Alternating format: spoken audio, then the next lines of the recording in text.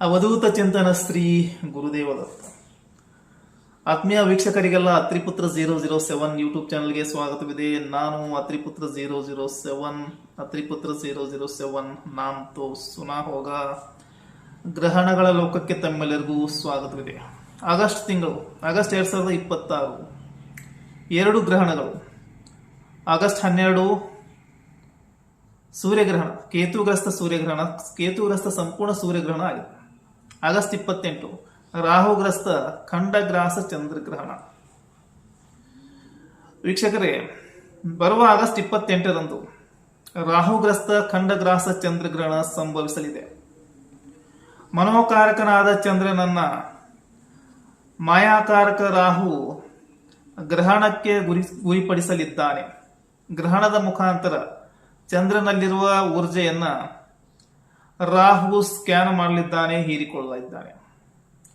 ಇದನ್ನ deep partial lunar Eclipse ಅಂತ ಕರೀತಾರೆ. ಇದಕ್ಕೂ ಮುಂಚೆ ಈಗಾಗಲೇ ಕೇತುಗ್ರಸ್ತ ಖಗ್ರಾಸ ಸೂರ್ಯಗ್ರಹಣ ಕುರಿತು ಎಲ್ಲಾ ವಿಡಿಯೋಗಳನ್ನ ಅಪ್ಲೋಡ್ ಮಾಡಲಾಗಿದೆ, ಪರಿಹಾರ ಕ್ರಮಗಳನ್ನು ಕೂಡ ನೀಡಲಾಗಿದೆ. ಪ್ರಸ್ತುತ ಭಾಗದಲ್ಲಿ ಕೇವಲ ರಾಹುಗ್ರಸ್ತ ಚಂದ್ರಗ್ರಹಣ. ರಾಹುಗ್ರಸ್ತ ಚಂದ್ರಗ್ರಹಣ ಇದು ವರ್ಷದ 2ನೇ ಚಂದ್ರಗ್ರಹಣ ಮತ್ತೆ ಈ ವರ್ಷದ ಕೊನೆಯ ಗ್ರಹಣವಾಗಿರಲಿದೆ. 28 ಆಗಸ್ಟ್ 2026ರಂದು ಶ್ರಾವಣ ಮಾಸದ ಹುಣ್ಣಿಮೆಯ ದಿನದಂದು ರಾಹುಗ್ರಸ್ತ ಚಂದ್ರಗ್ರಹಣ ಜರುಗುತ್ತಾ ಇದೆ. ಶುಕ್ರವಾರ ದಿನ ಗ್ರಹಣ ನಡೀತಾ ಇದೆ. ಕುಂಭ ರಾಶಿಯಲ್ಲಿ ಗ್ರಹಣ ನಡೀತಾ ಇದೆ. ಶತಭಿಷ ನಕ್ಷತ್ರದಲ್ಲಿ ಗ್ರಹಣ ಸಂಭವಿಸ್ತಾ ಇದೆ. ಗ್ರಹಣದ ಆರಂಭ 8:03 ಬೆಳಿಗ್ಗೆ 8:03 ಭಾರತದಲ್ಲಿ IST ಇಂಡಿಯನ್ ಸ್ಟ್ಯಾಂಡರ್ಡ್ ಟೈಮ್ ಪ್ರಕಾರ 8:03 ಬೆಳಿಗ್ಗೆ. ಅದು ತನ್ನ ಉಚ್ಚಾಯ ಸ್ಥಿತಿ ಸ್ಯಾಚುರೇಷನ್ ಪೀಕ್ ಲೆವೆಲ್ ರೀಚ್ ಆಗುವುದು 9:42 ನಂತರ ಗ್ರಹಣದ ಅವಧಿ 11:21 ಬೆಳಿಗ್ಗೆ.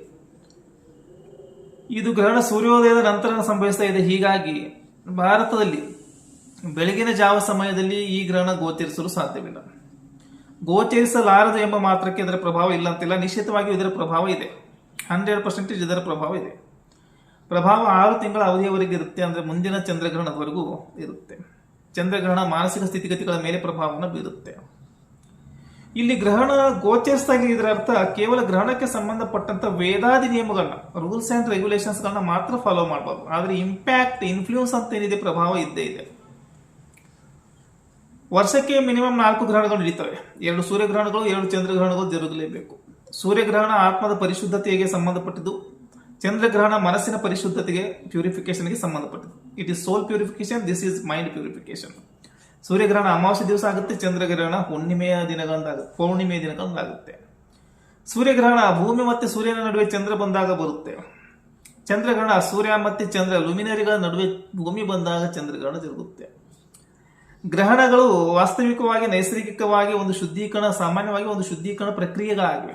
ಯಾವುದೇ ಗ್ರಹಣವಾಗಲಿ ಇವು ಆಧ್ಯಾತ್ಮಿಕವಾಗಿ, ಇದರ ಜೊತೆ ಭಾವನಾತ್ಮಕವಾಗಿ, ಧಾರ್ಮಿಕವಾಗಿ ಎಲ್ಲಾ ರೀತಿಯಿಂದಲೂ ಇವುಗಳಿಗೆ ಪ್ರಾಮುಖ್ಯತೆಯನ್ನು ನೀಡಲಾಗಿದೆ. ಪೌರಾಣಿಕವಾಗಿಯೂ ಪ್ರಾಮುಖ್ಯತೆಯನ್ನು ಪಡೆದಿವೆ. ಪುರಾಣಿಕ ನಾಗರಿಕತೆಗಳು, ಆನ್ಸಿಯಂಟ್ ಸಿವಿಲೈಸೇಷನ್ಗಳು ಕೂಡ ಗ್ರಹಣಕ್ಕೆ ಹೆಚ್ಚಿನ ಪ್ರಾಮುಖ್ಯತೆಯನ್ನು ನೀಡಿವೆ. ಕಾರಣ ಗ್ರಹಣಗಳ ಸಮಯದಲ್ಲಿ ವಿಶೇಷವಾಗಿ ಯುದ್ಧಗಳು ಸಂಭವಿಸ್ತಾ ಇದ್ವು.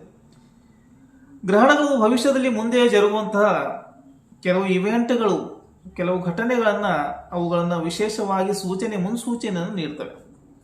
ಗ್ರಹಣಗಳು ಎಲ್ಲಾ ಕ್ಷೇತ್ರಗಳ ಮೇಲೆ ತನ್ನದಾದ ಪ್ರಭಾವವನ್ನು ಬೀರ್ತವೆ. 12 ರಾಶಿಗಳ ಮೇಲೆಯೂ ಕೂಡ ಗ್ರಹಣಗಳು ತನ್ನ ಪ್ರಭಾವವನ್ನು ಬೀರ್ತವೆ. ಹಾಗಾದ್ರೆ ಬನ್ನಿ, ನಿಮ್ಮ ರಾಶಿಯ ಮೇಲೆ ಈ ರಾಹುಗ್ರಸ್ತ ಚಂದ್ರಗ್ರಹಣ ಖಂಡಗ್ರಾಸ, that is deeply partial lunar eclipse, ಇದರ ಪ್ರಭಾವ ಏನಾಗುತ್ತೆ ಎಂಬುದನ್ನ ತಿಳಿದುಕೊಳ್ಳೋಣ. ಮೊದಲನೇ ಬಾರಿಗೆ ವೀಕ್ಷಣೆ ಮಾಡ್ತಾ ಇದ್ರ ಅಂತ ವೀಕ್ಷಕರು ಅತ್ರಿಪುತ್ರ 007 ಯೂಟ್ಯೂಬ್ ಚಾನಲ್ ಸಬ್ಸ್ಕ್ರೈಬ್ ಮಾಡಿ, ವಿಡಿಯೋ ಇಷ್ಟ ಲೈಕ್ ಮಾಡಿ ಮತ್ತು ಶೇರ್ ಕೂಡ ಮಾಡಿ. ಅವಧೂತ ಚಿಂತನ ಶ್ರೀ ಗುರುದೇವದತ್ತ. ರಾಹುಗ್ರಸ್ತ ಖಂಡಗ್ರಾಸ ಚಂದ್ರಗ್ರಹಣ ಆಗಸ್ಟ್ 28, 2026 ಸಿಂಹರಾಶಿಯ ಮೇಲೆ ಪ್ರಭಾವ. ಸಿಂಹರಾಶಿ ಕಾಲಪುರುಷನ ಪಂಚಮ ರಾಶಿ, ರಾಯಲ್ ಸೈನ್, ರಾಜರಾಶಿ. ಸಿಂಹರಾಶಿಗೆ ಗ್ರಹಣ ಕಳತ್ರ ಭಾವದಲ್ಲಿ ಇರ್ತದೆ, ಮಾರ್ಕ ಭಾವದಲ್ಲಿ ಇರ್ತದೆ, 7th ಹೌಸಲ್ಲಿ ಇರ್ತದೆ. ಸಿಂಹ, ಕನ್ಯಾ, ತುಲಾ, ವೃಶ್ಚಿಕ, ಧನು, ಮಕರ, ಕುಂಭ 7ನೇ ಭಾವದಲ್ಲಿ ಗ್ರಹಣ ನಡೀತಾ ಇದೆ. ಗ್ರಹಣಕ್ಕೆ ಗುರಿಯಾಗುವ ಗ್ರಹ ಚಂದ್ರ. ಗ್ರಹಣವನ್ನುಂಟು ಮಾಡುವ ಗ್ರಹ ಮಾಯಾವಿ ರಾಹು. ಮನೋಕಾರಕ ಚಂದ್ರ ರಾಹುವಿನಿಂದ ಗ್ರಹಣಕ್ಕೆ ಗುರಿಯಾಗುತ್ತಾನೆ. 12th lord is getting eclipsed in 7th house. ಏನಾಗ್ತಾ ಇದೆ, ಅಪರಿಚಿತ ವ್ಯಕ್ತಿಗಳು, ದೂರದ ವ್ಯಕ್ತಿಗಳ ಪರಿಚಯ ಆಗುವಂತಹ ಸಾಧ್ಯತೆಗಳಿರ್ತವೆ. Unknown people from distant land, ಅಥವಾ they may be a known people. There is unrealistic connection between you and you, or you may have met them for few times. ಈ 6 ತಿಂಗಳ ಅವಧಿಯಲ್ಲಿ ಈ ಘಟನೆಗಳು ವಿಚಿತ್ರವಾಗಿ ವಿಶೇಷವಾಗಿ ನಡೀತವೆ. ಎಲ್ಲ ಘಟನೆಗಳು ವಿಶೇಷವಾಗಿ ನಿಮ್ಮ ಪಾರ್ಟ್ನರ್ಶಿಪ್ ಮತ್ತು ಆರೋಗ್ಯದ ಸುತ್ತ ರೋಟೇಟ್ ಮಾಡ್ತಾ ಇರ್ತವೆ. ಒಂದು ಮನಸ್ಸಿನ ದುರ್ಬಲತೆ ವಿರುದ್ಧ. ಗ್ರಹಣ ಸಮ್ಮಿಶ್ರ ಫಲಗಳನ್ನು ನೀಡ್ತಾ ಇದೆ. ಹೀಗಾಗಿ 50% ಮಾತ್ರ ಎಲ್ಲವೂ ಕ್ಲಿಯರ್ ಇರುತ್ತೆ, 50% ನೀವು ಪ್ರಮೇಯಲ್ಲಿ ಇರ್ತೀರ. Nothing is crystal clear. 50% clear, 50% illusion. ದೂರದ ವ್ಯಕ್ತಿಗಳ ಸಂಪರ್ಕ, ಇದರ ಜೊತೆಗೆ ವ್ಯಾಪಾರವಾಗಲಿ, ವ್ಯವಹಾರವಾಗಲಿ, ಪಾರ್ಟ್ನರ್ಶಿಪ್ ಆಗಲಿ, ಇದು ಕೂಡ ದೂರದ ವ್ಯಕ್ತಿಗಳ ಜೊತೆ ಆಗುತ್ತದೆ. ಇನ್ನು ಸಪ್ತಮ ಭಾವ ಅಂದರೆ ರಿಲೇಶನ್ಶಿಪ್ ಕೂಡ ಆಗುತ್ತೆ. ಕೇವಲ ಪಾರ್ಟ್ನರ್ಶಿಪ್ ಅಂದರೆ ವ್ಯವಹಾರ, ಬಿಸ್ನೆಸ್ ಅಷ್ಟೇ ಅಲ್ಲ, ಸಂಬಂಧ ಅಥವಾ ಸಂಪರ್ಕಗಳು ಅಂತ ಕೂಡ ಬರುತ್ತೆ. ಆ ಪಾರ್ಟ್ನರ್ ಅಥವಾ ನಿಮ್ಗೆ ಯಾರು ಇರ್ತಾರೆ, they may be known to you, but ಅಷ್ಟೊಂದು ಜಾಸ್ತಿ ಗೊತ್ತಿರಲ್ಲ. And they are from different culture or different tradition. ವಿಭಿನ್ನ ಸಂಸ್ಕೃತಿ ಅಥವಾ ವಿಭಿನ್ನ ಸಂಪ್ರದಾಯದವರು ಇರ್ಬೋದು. They not be from your tradition or culture, ಅಥವಾ ಸ್ವಲ್ಪ ಹೆಚ್ಚು ಕಡಿಮೆ ಇರುತ್ತೆ.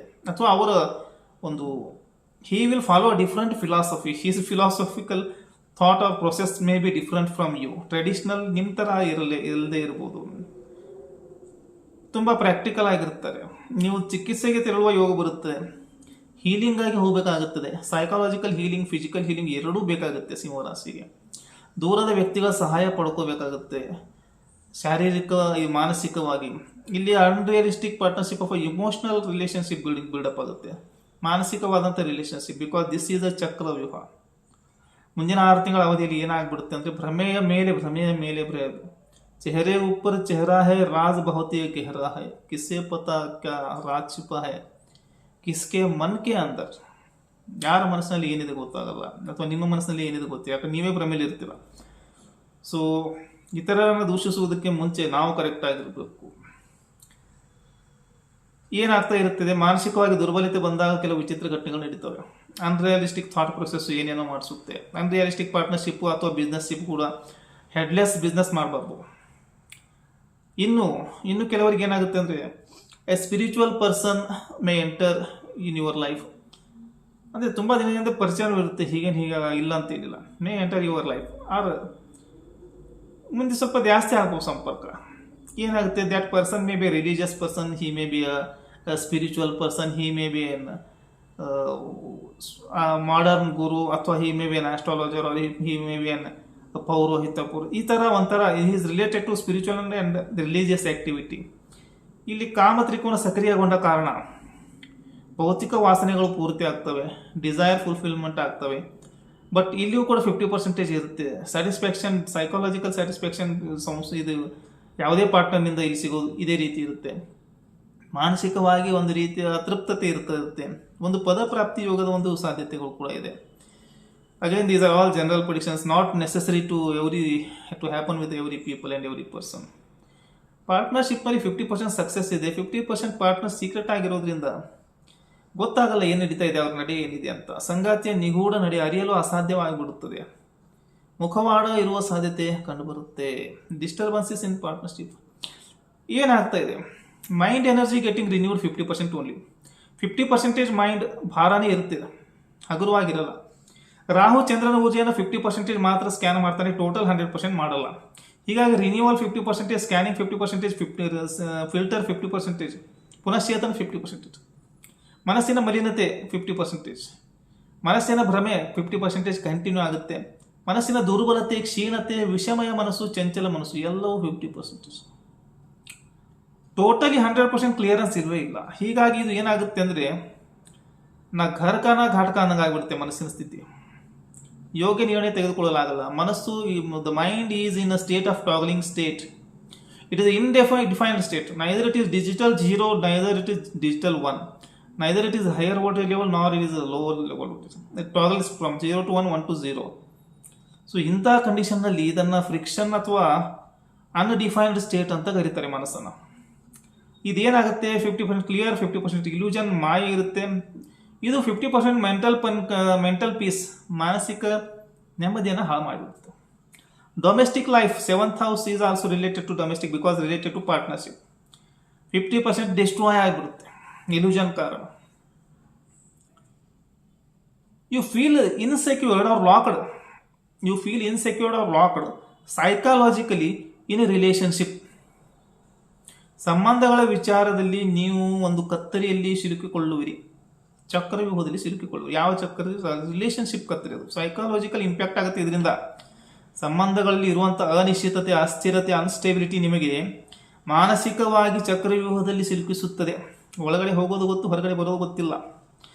ನೇರವಾಗಿ ನೀವು ಸಂಬಂಧಗಳ ಮಾನಸಿಕ ಚಕ್ರವ್ಯೂಹದಲ್ಲಿ ಸಿಗೋದ್ರಿಂದ ಅಭಿಮನ್ಯುನ ಹತ್ತಿರ ಆಗಿಬಿಡುತ್ತೆ. ಅಭಿಮನ್ಯು ಶ್ರೀಕೃಷ್ಣೇನ ಸುಭದ್ರೇಶು ಗರ್ಭಾವಸ್ಥೆ ನಿರೂಪಿತ ರಹಸ್ಯಂ ಚಕ್ರವ್ಯೂಹಸ್ಯ ಅಂತ. ಅಭಿಮನ್ಯು ಸ್ಥಿತೋ ಗರ್ಭೆ ದಿವ್ಯಜ್ಞಾನಂ ಯುತೋ ಶೃಣು ರಹಸ್ಯಂ ಚಕ್ರವ್ಯೂಹಸ್ಯ ಸಂಪೂರ್ಣಂ ನ ಸಜ್ಞಾತವೇ. ಅರ್ಧಮುರ್ಧ ಕೇಳ್ಕೊತಾನೆ, ಮುಂದೆ ಏನಾಗುತ್ತೆ ಅಂತ ನಿಮಗೂ ಗೊತ್ತಿದೆ. ಇಲ್ಲಿ ಎನರ್ಜಿ, ನೆಗೆಟಿವ್ ಎನರ್ಜಿ ಎಲ್ಲಿಂದ ಬರ್ತಾ ಇದೆ? ವಾಯು ಮಾಧ್ಯಮದ ಮುಖಾಂತರ ಬರ್ತಾ ಇದೆ. You have to clear your south west corner. ನೈಋತ್ಯ ಮೂಲೆಯನ್ನು ಸರಿಗೊಳಿಸಬೇಕು. ಇನ್ನು ಈ ಮೇನ್ ವಿಡಿಯೋ ಒಂದು ಬರುತ್ತೆ 12 ರಾಶಿಗಳ ಮೇಲೆ ಪ್ರಭಾವ. ಅದರಲ್ಲಿ ಟೋಟಲಿ ಎಲ್ಲ ಪರಿಹಾರ ಕ್ರಮಗಳನ್ನ ಡೀಟೇಲ್ ಆಗಿ ಹೇಳಲಾಗಿದೆ. ಭಗವದ್ಗೀತೆಯನ್ನು ಓದಬೇಕು, ನೈಋತ್ಯ ಮೂಲೆಯನ್ನು ಕ್ಲಿಯರ್ ಮಾಡಬೇಕು. ಈಗ 2 ಪರಿಹಾರ ಮಾತ್ರ ಹೇಳ್ತೀನಿ. ಡೀಟೇಲ್ ಪರಿಹಾರ ಬೇಕಾದರೆ ಮೇನ್ ವಿಡಿಯೋ ನೋಡ್ರಿ. 12 ರಾಶಿಗಳ ಮೇಲೆ ಪ್ರಭಾವ ಪರಿಹಾರಗಳು ಈ ವಾಯು ಮಾಧ್ಯಮದ ಮುಖಾಂತರ ಬರುತ್ತೆ. ಇದು ಮನೋರೋಗ ಕೊಡುತ್ತದೆ, ಮಾಂತ್ರಿಕ ಬಾಧೆ ಕೊಡುತ್ತದೆ, something secret in relationship and diagnose ಬೇಗ ಆಗಲ್ಲ, ಡಿಟೆಕ್ಟ್ ಬೇಗ ಆಗಲ್ಲ. ಒಂದು ರೀತಿಯ ಅವ್ಯಕ್ತ ಭಯ, fear in relationship, unstability in relationship. You wanted to get stable but there is no stability. You are getting stabilised for 50%, remaining 50% again secretive. ಮನಸ್ಸು ಒಂದು ಕನ್ನಡಿ. ನಮ್ಮ ಎಲ್ಲ ಒಳ್ಳೆಯ ಕರ್ಮ, ಕೆಟ್ಟ ಕರ್ಮ, ಶುಭ ಕರ್ಮ, ಅಶುಭ ಕರ್ಮಗಳು ನಮಗೆ ಮಾತ್ರ ತಿಳಿಯುತ್ತೆ, ನಮ್ಮ ಮನಸ್ಸಿಗೆ ಗೊತ್ತಾಗುತ್ತವೆ. ಮನಹಿ ದೇವತಾ ಮನಹೀದೀಶ್ವರ ಮನಸ್ಸೇ ಬಡಾನ ಕೋಯಿ. ಮನಸ್ಸೇ ದೇವರು, ಮನಸ್ಸೇ ಈಶ್ವರ. ಮನಸ್ಸಿಗಿಂತ ದೊಡ್ಡದು ಯಾರೂ ಇಲ್ಲ. ಮನ ಜಬ ಉಜಿಯಾರ ಹೋಯ್ ಜಗ ಉಜಿಯಾರ ಹೋಯ್. ಮನಸ್ಸು ಬೆಳಗಿದ್ರೆ ಜಗತ್ತೇ ಬೆಳಗಿದಂತೆ, ಮನಸ್ಸನ್ನು ಗೆದ್ದರೆ ಜಗತ್ತನ್ನೇ ಗೆದ್ದಂತೆ. ಮನಸ್ಸು ಎಂಬ ಕನ್ನಡಿಯ ಮೇಲೆ ಪಾಪ ಕರ್ಮಗಳು ಎಂಬಂಥ ಧೂಳು ಅಥವಾ ಡಸ್ಟು ಏನಾಗುತ್ತೆ, ಗ್ರಹಣಗಳ ರೂಪದಲ್ಲಿ ಅಂಟಿಕೊಂಡು ಬಿಡುತ್ತೆ. ಅದನ್ನು ಒರೆಸಬೇಕಾಗತ್ತೆ. Clear the clutter. ಅದು ಎಲ್ಲಿದೆ? ಸೌತ್ ವೆಸ್ಟ್ ಕಾರ್ನರ್ನಲ್ಲಿ ಇರುತ್ತೆ. ಆಗ ಮಾತ್ರ ಪರಿಹಾರ ಸಾಧ್ಯ. ಅದನ್ನು ಒರೆಸಬೇಕು. ಭ್ರಮೆ ಯಾರು ನಿರ್ಮಾಣ ಮಾಡ್ತಾ ಇದ್ದಾರೆ? ರಾಹು ಮಾಡ್ತಾ ಇದ್ದಾನೆ. ಸಪ್ತಮದಲ್ಲಿ ರಾಹುವಿನ ಅಸ್ತಿತ್ವ ಇದೆ. ರಾಹು ಸ್ವಂತ ರಾಶಿಯಲ್ಲಿದ್ದಾನೆ, ಸ್ವಂತ ನಕ್ಷತ್ರದಲ್ಲಿದ್ದಾನೆ. ಈಗ ಮತ್ತೆ ಗ್ರಹಣ ಸ್ವಂತ ನಕ್ಷತ್ರದಲ್ಲಿ ಗ್ರಹಣ ಬೇರೆ ಮಾಡ್ತಾ ಇದ್ದಾನೆ. ಮಾನಸಿಕವಾಗಿರುವಂಥ ಚಂದ್ರನನ್ನ ಬಲಿಪಡಿಸ್ತಾ ಇದ್ದಾನೆ. 12th ಲಾರ್ಡ್ ಬೇರೆ ಚಂದ್ರ. ಹೀಗಾಗಿ ಏನಾಗ್ತಾ ಇದೆ ಅಂದರೆ, ಕನ್ನಡಿ ಮೇಲಿದ್ರೆ ದೋಷಿದ್ರೆ ಕನ್ನಡಿ ಧೂಳು ಸರಿ, ಓಕೆ. ಆ ಧೂಳು ಮುಖದ ಮೇಲಿದ್ರೆ ಅಥವಾ ಮನಸ್ಸಿನ ಮೇಲಿದ್ರೆ उम्र भर गालिब यही गलती दोहराता रहा, धूल चेहरे पर थी और आईना साफ करता रहा. ಧೂಳು ಮುಖದ ಮೇಲಿದ್ರೆ ಕನ್ನಡಿಯನ್ನು ಒರೆಸಿ ಯಾವ ಪ್ರಯೋಜನ ಆಗಲ್ಲ. ಇದೇ ರೀತಿ ಒಳಗಡೆ ಮನಸ್ಸಿನ ಮೇಲೆ ಒಂದು ಧೂಳು ಇರುತ್ತೆ. ಅದೇ ಡಸ್ಟು, ಅದೇ ಗ್ರಹಣ, ಮನಸ್ಸಿನ ಗ್ರಹಣ. ಅದನ್ನು ಕ್ಲಿಯರ್ ಮಾಡಿಲ್ಲ ಅಂದರೆ ಪರಿಹಾರ ಸಿಗಲ್ಲ. ಮನಸ್ಸಿನಿಂದ ಏನನ್ನು ಮುಚ್ಚಲು ಸಾಧ್ಯವಿಲ್ಲ. ಅದಕ್ಕೆ ಸಾವಿರಾರು ಕಣ್ಣುಗಳಿರ್ತವೆ. ಮನಸ್ಸು ಇಂದ್ರಿಯಗಳ ರಾಜ. ಅದು ಡ್ರೈವರ್ ಆಗಿದೆ. ಅದು ಹೆಂಗೆ ಹೇಳುತ್ತೆ, ಇಂದ್ರಿಯಗಳೆಲ್ಲ ಹಂಗೆ ಕೇಳ್ತವೆ. ಜಗತ್ತಿನಿಂದ ದೂರ ಓಡಿ ಹೋಗ್ಬೋದು, ಆದರೆ ಮನಸ್ಸಿನಿಂದ ಓಡಿ ಹೋಗಕ್ಕೆ ಸಾಧ್ಯ ಇಲ್ಲ. ಯಾಕಂದ್ರೆ ನೀವು ಎಲ್ಲೆಲ್ಲಿ ಹೋಗ್ತೀರಿ, wherever you go your mind will follows you. ಮನಸ್ಸಿನಿಂದ ದೂರ ಓಡಕ್ಕಾಗುತ್ತೆ. ಮನಸ್ಸಿದ್ದಲೇ ಮಾರ್ಗ ಅಂತ ಹಿರಿಯರು ಸುಮ್ಮನೆ ಹೇಳಲಿಲ್ಲ. ಮನಸ್ಸಿನ ದುರ್ಬಲತೆಯನ್ನು ಬಿಡಿ, ದಾರಿ ಸುಗಮವಾಗುತ್ತದೆ. ಶ್ರೀಕೃಷ್ಣನು ಕೂಡ ಭಗವದ್ಗೀತೆಯಲ್ಲಿ ಇದನ್ನೇ ಹೇಳಿದ್ದಾನೆ. ಚಂದ್ರಗ್ರಹಣಗಳು ಬಂದಾಗ ಭಗವದ್ಗೀತೆಯು ಪರಿಹಾರವಾಗಿ ಬಿಡುತ್ತೆ. ಇನ್ನು ಅದು ರಾಹುವಿನಿಂದ ಆಗ್ತಾ ಇದೆಯೋ ಕೇತುವಿನಿಂದ ಆಗ್ತಾ ಇದೆಯೋ ಅದನ್ನು ನೋಡಿಕೊಂಡು ಬೇರೆ ಪರಿಹಾರ ಕ್ರಮಗಳನ್ನ ನೋಡ್ಕೋಬೇಕು. ಕೆಲವು ಬೇರೆ ಮಂತ್ರಗಳು ಕೂಡ ಇರ್ತವೆ. ಧ್ಯಾನ ಮಾಡಬೇಕು, ಯೋಗ ಮಾಡಬೇಕು, ಮೆಡಿಟೇಷನ್ ಮಾಡಬೇಕು, ಏಕಾಗ್ರತೆ ಬೇಕು, ಕಾನ್ಸಂಟ್ರೇಷನ್ ಬೇಕು, ಮನಸ್ಸಿನ ಶಾಂತಿ ಬೇಕು, ಸ್ವಲ್ಪ ಏನು ವಿಶ್ರಾಂತಿಯೂ ಕೊಡಬೇಕಾಗುತ್ತೆ. ಮನಸ್ಸು ಇಟ್ ನೀಡ್ಸ್ ರೀಚಾರ್ಜ್. ಸೂರ್ಯಗ್ರಹಣ ವಿಡಿಯೋ ಕೂಡ ಅಪ್ಲೋಡ್ ಮಾಡಲಾಗಿದೆ, ಅದನ್ನು ಕೂಡ ನೋಡ್ರಿ. ಇನ್ನು ಸಬ್ಸ್ಕ್ರೈಬ್ ಮಾಡಿರಿ, ಲೈಕ್ ಮಾಡಿ ಮತ್ತು ಶೇರ್ ಮಾಡಿ. ಶ್ರೀ